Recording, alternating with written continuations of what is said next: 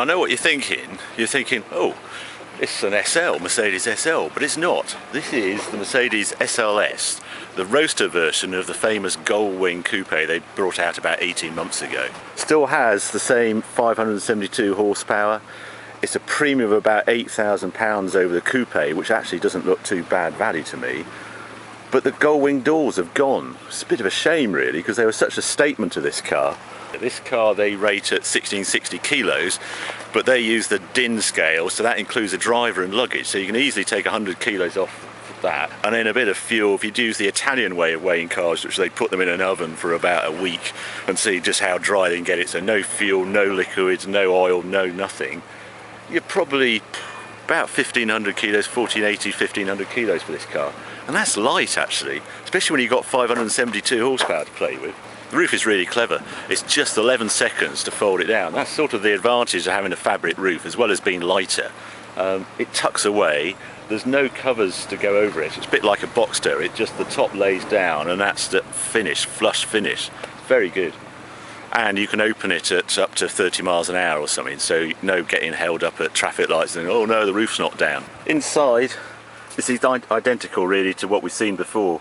One of the disappointments for me is those dials. They don't look as classy as a sort of £180,000 Roadster should, but down here is where all the action is. On this control here is the gearbox. We go from comfort, sport, sports plus and manual. Stop start on there. 2-stage traction control. First stage just lets you have a little bit of fun, or it's all off. All comes back on again as soon as you touch the brakes. And then new on this SLS, and they're going on the coupe as well, is electric dampers. So again, there's comfort, sport and a sports plus setting, just getting firmer with each one. And the AMG button just tightens up throttle response, etc. But it also introduces a mad thing on the dash, which is a bit like the GTR. You suddenly have this powered gauge, and you can do lap times. You can download all the information on it. Bit mad really, but AMG always had a wild streak to them. There's the oil, then there's a huge gap again, and then you get to the radiator, and then blow moves all this as well. It is just incredible under the bonnet. They talk about front mid-engine. Well, this is one of the best examples you'll ever see.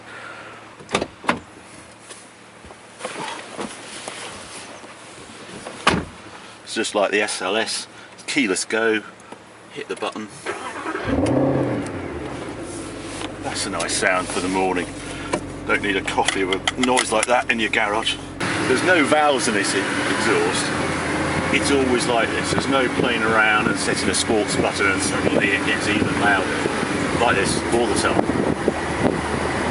The great advantage though is having a 6.2 litre engine. It has always got grunt. There's so much torque available with this car.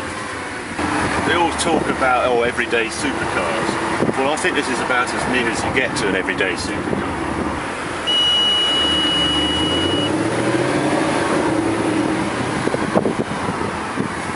Sometimes I wish it wasn't quite so big. It goes about 100 quid's worth of carbon.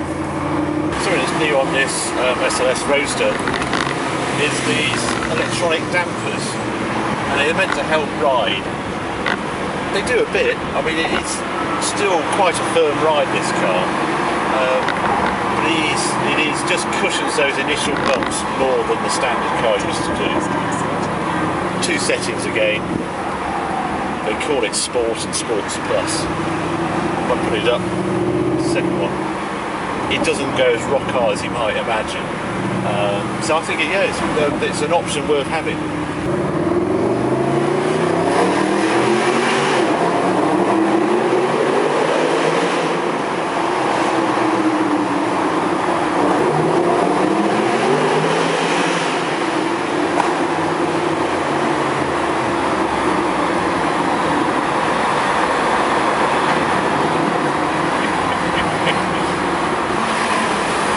It might be quite good in tunnels. Now some of the dislikes.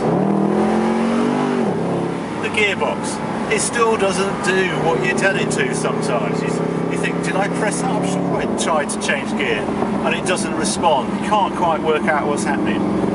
I don't like the paddles on the wheel. They feel cheap. This is a £76,000 car. It should have proper paddles. thing I don't understand about this gearbox, it works so well in the Ferrari. It shares it with a 458 and it shares it with the California. And I think that car sort of exposes this car a little, the California. The California list price is 146,000.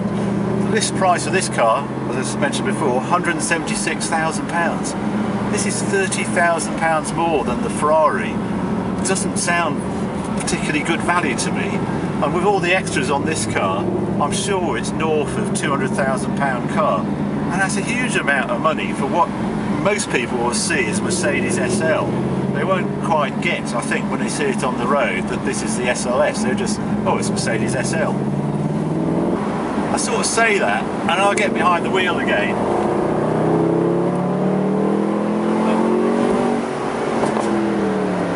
And you can't help but love that engine. Very enjoyable car, whatever you say about the SLS. Yes, it's too expensive. Boy, it's fun though.